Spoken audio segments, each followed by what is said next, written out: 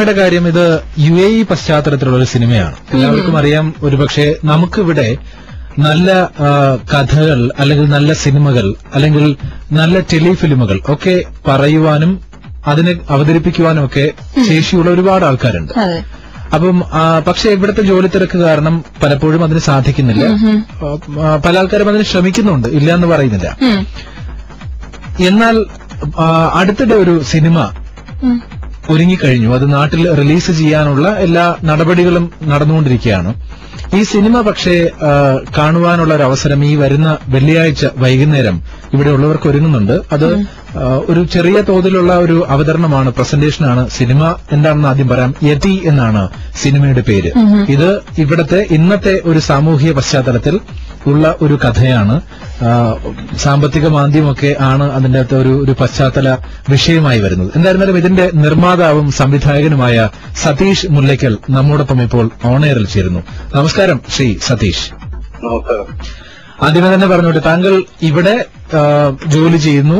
പക്ഷെ സിനിമ എന്ന് പറയുന്നത് താങ്കളുടെ ഒരു ഭാഗമാണ്, ഒരു പക്ഷെ സ്വപ്നമാണ്, ജീവിതത്തിന്റെ ഒരു ഭാഗമായി കൊണ്ടു നടക്കുന്ന ഒരു വ്യക്തിയാണ്.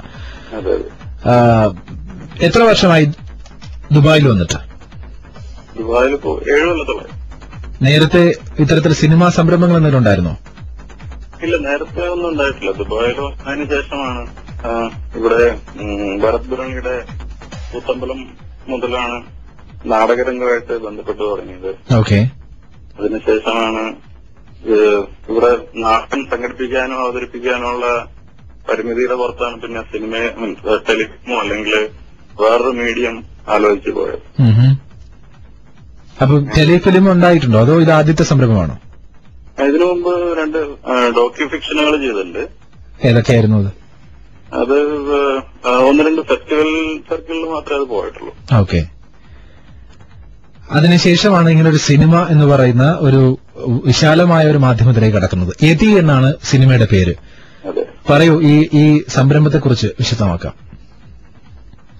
ഇത് വളരെ ചെറിയ രീതിയിൽ തന്നെ നമ്മൾ തുടങ്ങിയ ഒരു സംരംഭമാണ്. അതായത് ഇപ്പൊ നമുക്ക് പരിമിതമായി കിട്ടുന്ന സമയത്തിനുള്ളിൽ ക്രിയാത്മകമായിട്ട് എന്തെങ്കിലും ചെയ്യാൻ പറ്റുമോ എന്നുള്ള നിരന്തരമായ ആലോചനയുടെയും ചർച്ചകളുടെയും ഒടുവിൽ വന്ന ഒരു സംരംഭമാണിത്.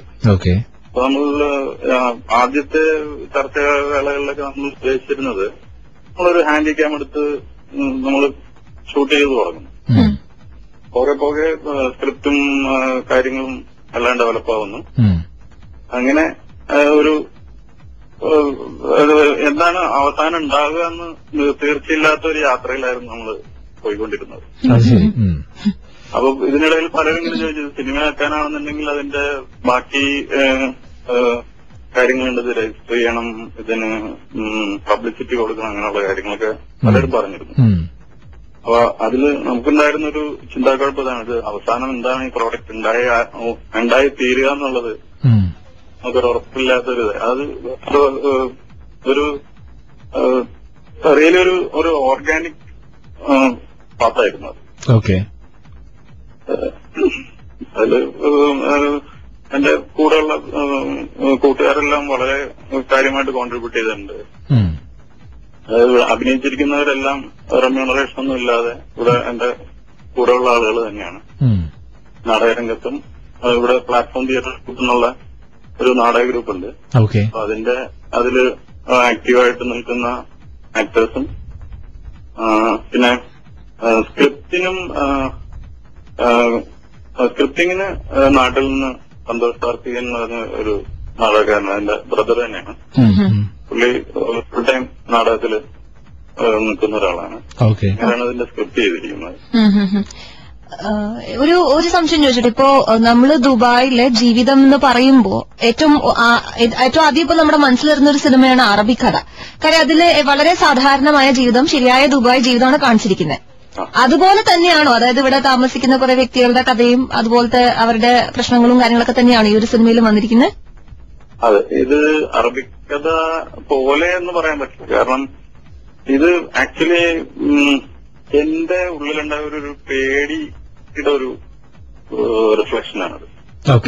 അതായത് 2008 മുതൽ റിസഷൻ സ്റ്റാർട്ട് ചെയ്ത് ഇങ്ങോട്ട് വരുമ്പോ ഇതിനെങ്ങനെ അഭിമുഖീകരിക്കും എന്നുള്ളൊരു പേടി, അതായത് നാളെ ജോലി ഇല്ലാതായാൽ എന്നുള്ളൊരു പേടിയുടെ റിഫ്ലക്ഷന് അത് വളരെ രസകരമായ ചെറിയ ചെറിയ കഥകളിലൂടെ ആണ് ഈ സിനിമയിലേക്ക് പകർത്തിയിരിക്കുന്നത്. ഓക്കെ, എത്ര നേരമുണ്ട് സിനിമ? ഇത് ഇപ്പൊ ഫൈനൽ കട്ടിൽ വരുമ്പോ അബൌട്ട് 120 minutes ഉണ്ട്. ഓക്കെ, അപ്പൊ സാധാരണ ഒരു ഫീച്ചർ ഫിലിം പോലെ തന്നെ പൂർണ്ണമായും അത് ചെയ്തിരിക്കുന്നു. അതെ അതെ അതെ. പിന്നെ ബാക്കിയുള്ള ടെക്നീഷ്യൻസ് ഉള്ള കാര്യങ്ങൾ, ക്യാമറ അല്ലെങ്കിൽ ഷൂട്ടിംഗ് എവിടെയൊക്കെയാണ് നടത്തിയത്, അങ്ങനെയുള്ള കാര്യങ്ങൾ?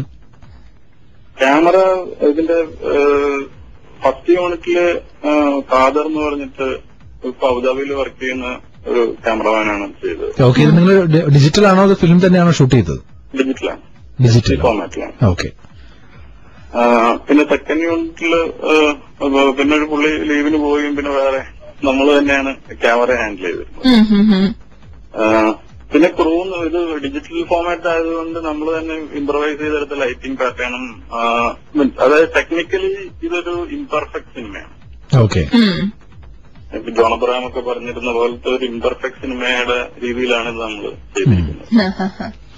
ശരിക്കും ഒരു ആശയം ഒരു വലിയ സ്ക്രീനിൽ എങ്ങനെ അവതരിപ്പിക്കുന്നു എന്ന് മാത്രം നോക്കുക. അതെ, ഇത് വളരെ സത്യസന്ധമായിട്ട് നമ്മൾ ഇതിനെ സമീപിച്ചിട്ടാണ് ഇത് ചെയ്തിരിക്കുന്നത്. അതായത് സിനിമയ്ക്ക് വേണ്ടി ഒന്നും ഇതിൽ ആഡ് ചെയ്തിട്ടില്ല. ഇത്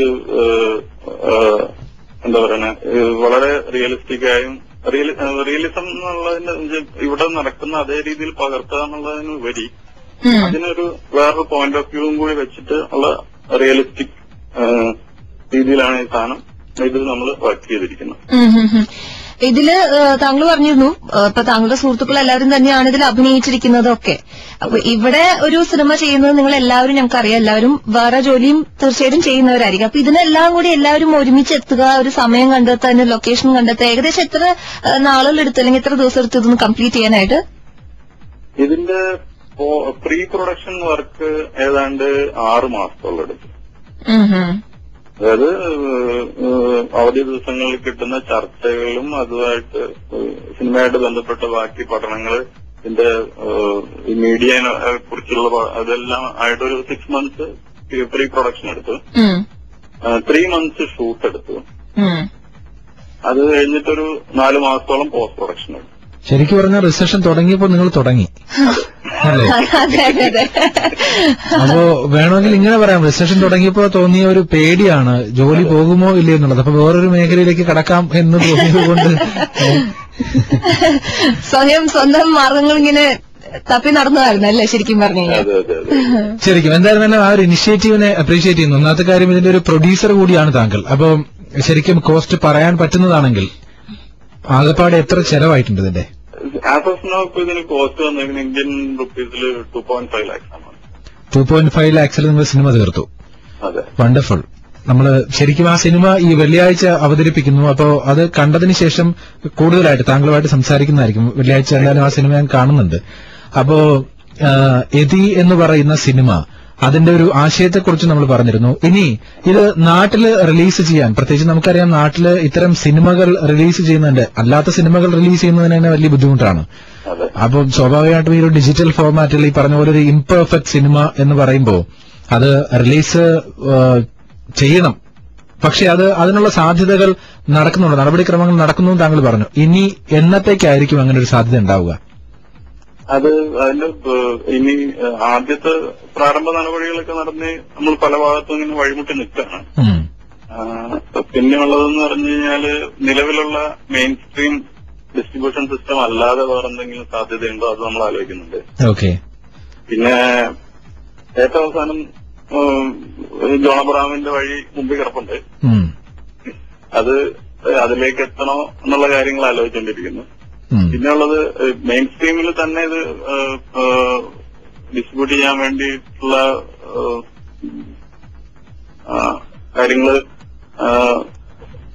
ഒരു ഇപ്പൊ ഇതിന്റെ കോസ്റ്റ് ഓഫ് പ്രൊഡക്ഷൻ ഇതൊന്നും നോക്കാതെ ഒരു 10 lakhs ഇൻവെസ്റ്റ് ചെയ്ത് കഴിഞ്ഞാൽ ചിലപ്പോൾ